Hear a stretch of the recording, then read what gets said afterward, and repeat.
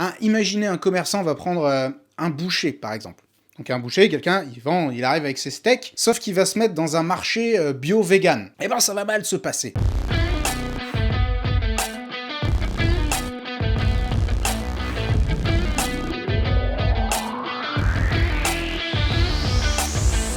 Dans cette vidéo, je vais vous donner des conseils immobiliers qui s'appliquent à toute personne qui pense acheter un bien immobilier, qui est en cours d'acquisition ou qui est en cours de travaux, donc qui est en train d'élaborer les travaux ou même en train de faire ses travaux. Donc je vais vous donner des conseils qui s'appliquent à peu près à toute personne dans cette situation.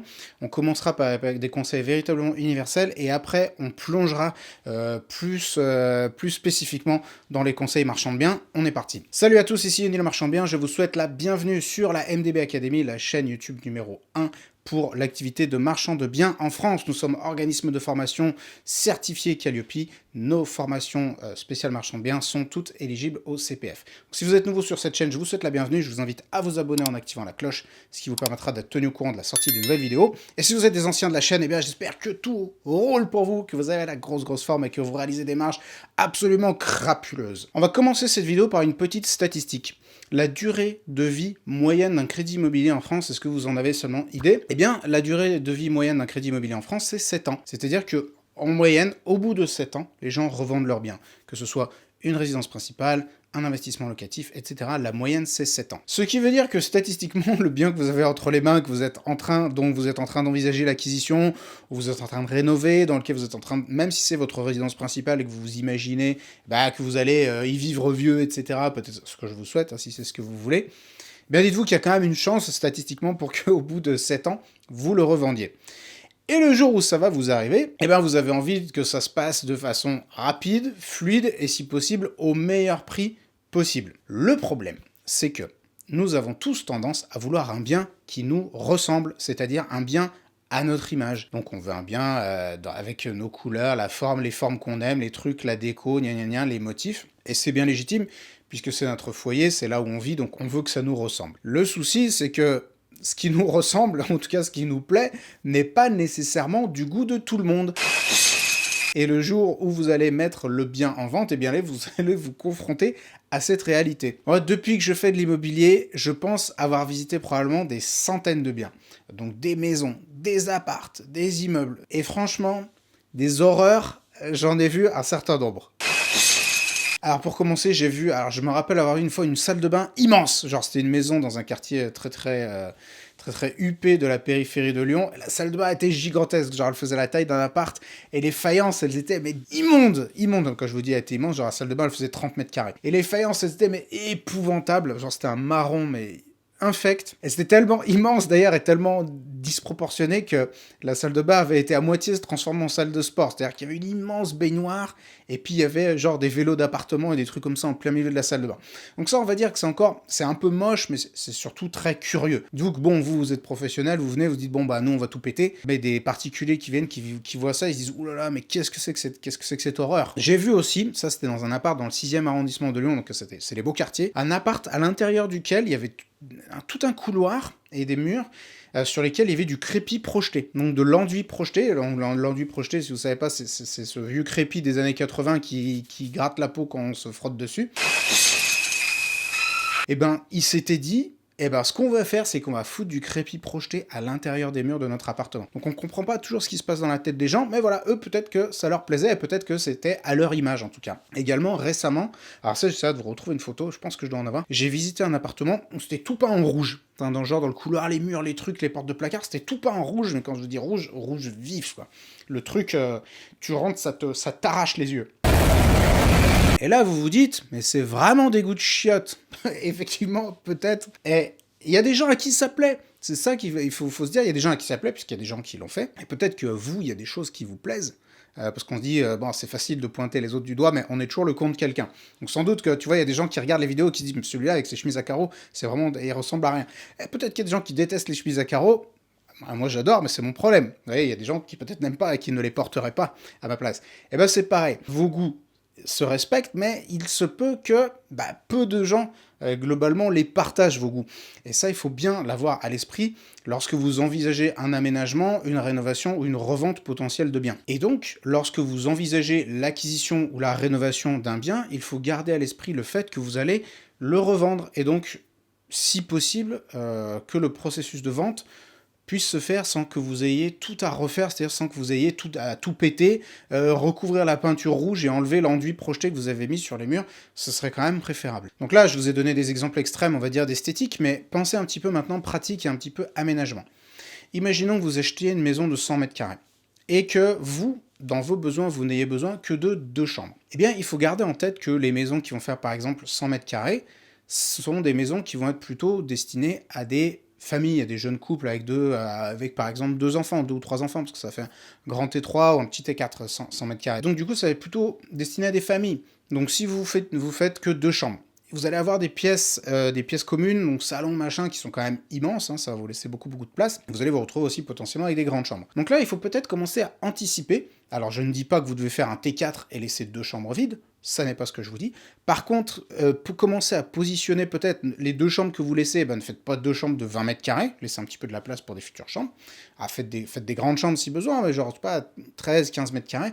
Mais aménager le reste, la cuisine, le salon, de telle façon que 1 ou 2 chambres supplémentaires puissent être rajoutées relativement facilement en passant des cloisons et autres. Autre exemple, dans cette même maison de 100 mètres carrés. Donc vous vous positionnez sur un bien comme ça, une maison de 100 mètres carrés ou de 90 mètres carrés, on s'en fout. Et vos enfants sont déjà grands. Vos enfants sont déjà grands, donc vous n'avez plus besoin de baignoire. Vous dites, ok, non, moi c'est bon, maintenant ils sont passés à la douche, on est tranquille, on n'a plus besoin de se farcir les bains le soir. Parfait, félicitations. En revanche, donc vous vous dites, non, moi je rénove et je mets qu'une douche, je mets pas de baignoire. Eh bien, attention, puisque là, potentiellement, le jour où vous allez revendre, eh bien, ça va être destiné à plutôt un public de famille, que ce soit jeune couple ou autre. Et donc, s'il n'y a pas de baignoire, dites-vous que les particuliers, quand ils viennent, disent « Ah, il n'y a pas de baignoire, on n'achète pas ». C'est comme ça qu'ils raisonnent, ils se disent pas « On peut en rajouter une ». Donc, vous avez 2 possibilités. Soit vous installez une baignoire, vous vous en servez pas, je sais pas, vous foutez votre linge sale dedans, j'en sais rien, ou vous mettez des poissons rouges.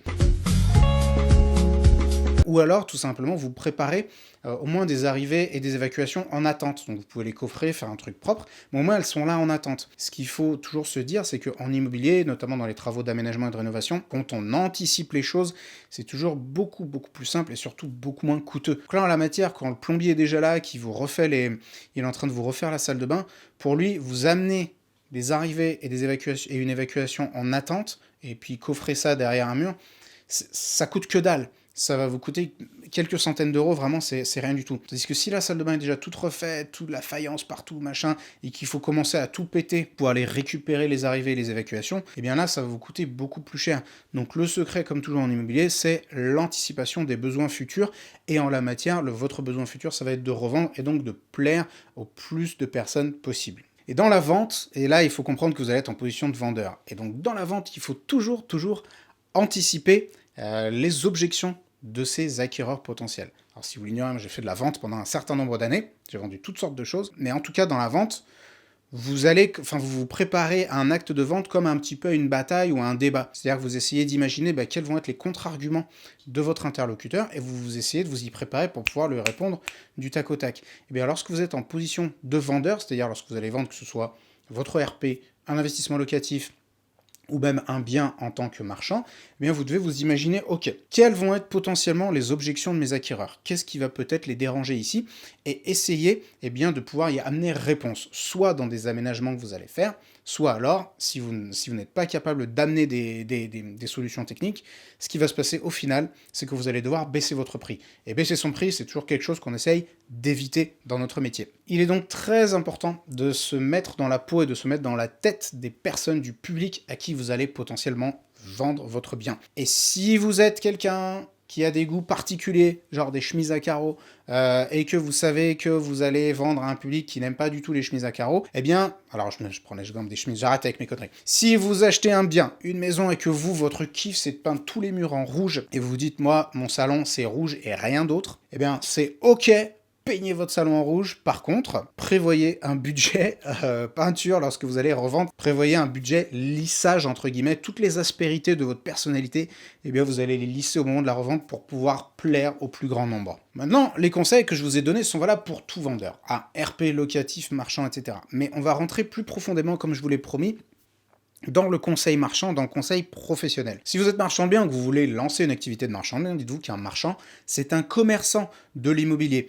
Et en qualité de commerçant, vous devez avoir une parfaite, ou en tout cas une très bonne connaissance de votre marché cible, de votre public cible. Donc la question qui se pose, c'est à qui diable vous vendez des biens? Est-ce que ce sont des vieux? Est-ce que ce sont des jeunes? Est-ce que ce sont des familles? Est-ce que ce sont des primo-accédants? Est-ce que ce sont des gens qui ont plein d'argent? Est-ce que ce sont des gens qui en ont peu? Et en fonction de ça, vous devez adapter le produit que vous allez proposer à votre public cible. Hein, imaginez un commerçant va prendre un boucher, par exemple. Donc un boucher, quelqu'un, il arrive avec ses steaks, sauf qu'il va se mettre dans un marché bio-vegan. Eh ben ça va mal se passer.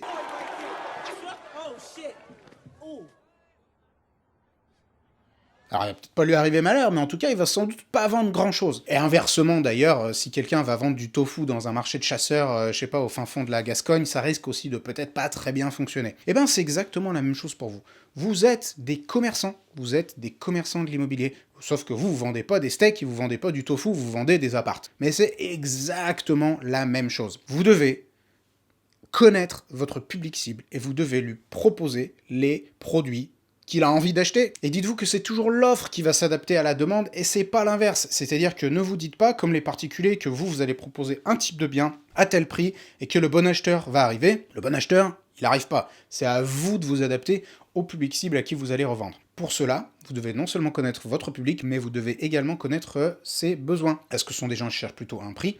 Est-ce que ce sont des gens qui cherchent la sécurité? Est-ce que ce sont des gens qui cherchent la prestation, hein, de la très bonne qualité, etc. Ça, il n'y a que vous qui puissiez le savoir en fonction du secteur dans lequel vous allez opérer. Dites-vous que c'est en connaissant au mieux votre public cible et en adaptant votre offre justement aux besoins de ce public cible que vous pourrez au mieux anticiper la revente. Vous pourrez alors maximiser vos bénéfices tout en économisant les prises de tête, c'est-à-dire le temps et l'énergie que vous allez devoir investir. Ce dont nous avons parlé dans cette vidéo relève de toute la strate de contraintes commerciales à laquelle le marchand de biens est soumis. Comme vous le savez, le marchand de biens est soumis à un certain nombre de contraintes, et notamment des contraintes commerciales. C'est un volet très important de l'activité de marchand de biens auquel nous consacrons un module entier dans nos formations, que ce soit des formations en ligne ou en présentiel.